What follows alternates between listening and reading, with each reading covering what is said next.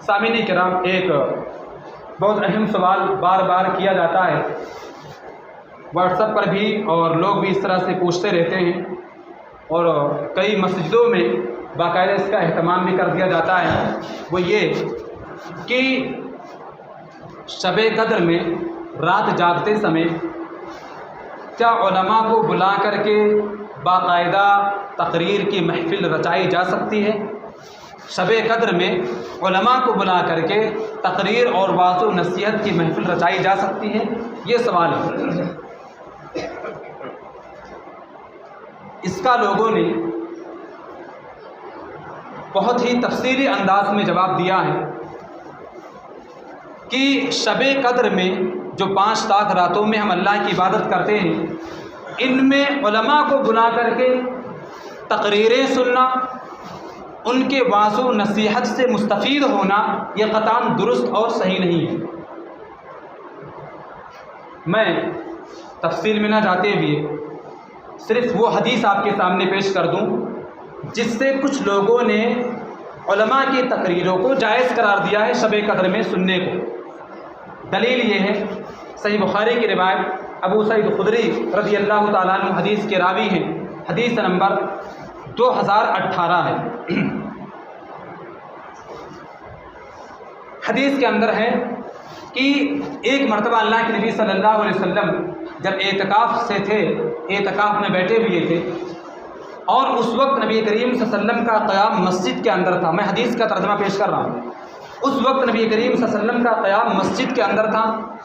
اور جب نبی کریم صلی اللہ علیہ وسلم نے اعتکاف سے نکل کر کے اپنے گھر جانا چاہا تو آپ نے خطبہ دیا، فخطب الناس فامرهم۔ اللہ کے نبی صلی اللہ علیہ وسلم نے جانے سے پہلے لوگوں کو خطبہ دیا اور اللہ کی مرضی کے مطابق جو ان کو توفیق ہو عبادتیں اور نیکیاں کرنے کا حکم دیا۔ حدیث کے اندر جو محل شاہد ہے جس سے لوگوں نے دلیل پکڑی ہے وہ ہے فخطب الناس، نبی کریم صلی اللہ علیہ وسلم نے لوگوں کو خطبہ دیا۔ بعض لوگوں نے اسی جملے کو رکھ کر کے باقاعدہ یہ استدلال کیا ہے کہ رمضان میں شب قدر میں علماء کو بلا کر کے باقاعدہ تقریروں کا اہتمام کیا جا سکتا ہے، علماء کے وعظ و نصیحت سے مستفید ہوا جا سکتا ہے۔ فخطب الناس یہ لفظ حدیث کے اندر موجود ہے، اسی کو لوگوں نے ٹارگٹ بنایا۔ اس کا لوگوں نے جواب بھی اچھے انداز میں دیا ہے۔ سب سے پہلی چیز یہ کہ پہلا جواب یہ کہ اس حدیث کے اندر اس بات کی صراحت نہیں ہے کہ نبی کریم صلی اللہ علیہ وسلم نے جو خطبہ دیا تھا وہ لیلۃ القدر میں دیا تھا، اس بات کی صراحت نہیں ہے، پہلی بات۔ دوسری بات یہ کہ اس حدیث سے لوگوں نے جو مفہوم سمجھا ہے اس مفہوم کو نہ تو صحابہ کرام نے کبھی سمجھا اور نہ ہی سلف صالحین نے کبھی سمجھا جو آج کے لوگ سمجھ رہے ہیں۔ یہ دوسرا جواب۔ تیسرا جواب یہ کہ اگر لیلۃ القدر میں تقریریں کرنا، علماء کو بلا کر ان کے مواعظ حسنہ سے مستفید ہونا اگر نیکی اور بھلائی کا کام ہوتا تو صحابہ کرام سلف صالحین ضرور اس کام کو انجام دیتے۔ اگر ہم دیکھیں ان کی زندگیوں کو تو یہ کہیں بھی نہیں ملے گا، نہ تو صحابہ کرام سے اس بات کا ثبوت ہے اور نہ ہی سلف صالحین سے اس بات کا ثبوت ہے کہ وہ لیلۃ القدر میں باقاعدہ تقریروں کا اور وعظ و نصیحت کی محفلوں کا اہتمام کرتے۔ اس بات کا ثبوت کہیں نہیں ہے۔ سب سے ٹھوس جواب اس حدیث کا، اور جن لوگوں نے اس حدیث سے دلیل پکڑی ہے اس کا منہ توڑ جواب یہ آخری جواب ہے، وہ یہ کہ اس حدیث کو جن لوگوں نے مہرہ بنا کر کے، ٹارگٹ بنا کر کے شب قدر میں علماء کی تقریروں کو جائز قرار دیا ہے، علماء کے مواعظ حسنہ کے انعقاد کو درست قرار دیا ہے، ان لوگوں نے تدلیس اور چوری سے کام لیا۔ کس طرح؟ وہ اس طرح سے کہ یہی روایت صحیح بخاری کی جس کے راوی ابو سعید خدری رضی اللہ تعالیٰ عنہ ہیں، یہی روایت صحیح بخاری ہی کے اندر ایک دوسری سند کے اندر آئی ہے، جس سند کے اندر، جس حدیث کے اندر رسول اکرم صلی اللہ علیہ وسلم کے خطبہ دینے کے وقت کی تعین ہے کہ اللہ کے نبی صلی اللہ علیہ وسلم نے خطبہ کب دیا۔ اس بات کی تعین حدیث جو دوسری سند سے آئی ہے اس کے اندر موجود ہے۔ حضرت ابو سعید خدری رضی اللہ تعالیٰ عنہ بیان کرتے ہیں کہ ہم رسول اکرم صلی اللہ علیہ وسلم کے ساتھ رمضان کے درمیانی عشرے میں اعتکاف میں بیٹھے ہوئے تھے، لہٰذا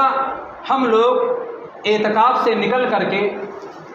اپنے اعتکاف گاہ سے نکل کر کے باہر آئے۔ حدیث کا ٹکڑا ہے، فخطبنا رسول اللہ صلی اللہ علیہ وسلم صبیحۃ عشرین، اللہ کے نبی صلی اللہ علیہ وسلم نے خطبہ جو دیا تھا وہ 20ویں رمضان کو صبح کے وقت دیا تھا۔ اب آپ اندازہ کریں کہ صبح کے وقت میں کون سی لیلۃ القدر ہوتی۔ جن لوگوں نے یہ کہا ہے کہ لیلۃ القدر میں علماء کو بلا کر کے ان کی تقریریں سننا یہ صحیح ہے، اور اس حدیث سے جنہوں نے دلیل پکڑی ہے، اگر ان کے سامنے اس بات کو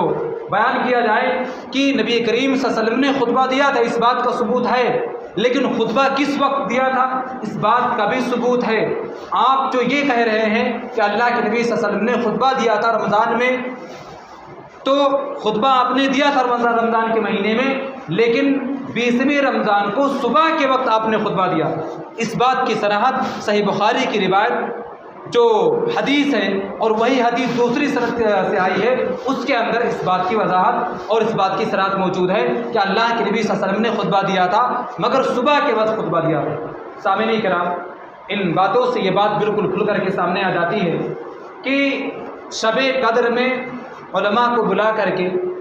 ان سے تقریریں کروانا، دیکھیں تقریریں کروانا مواعظ حسنہ یا ان کے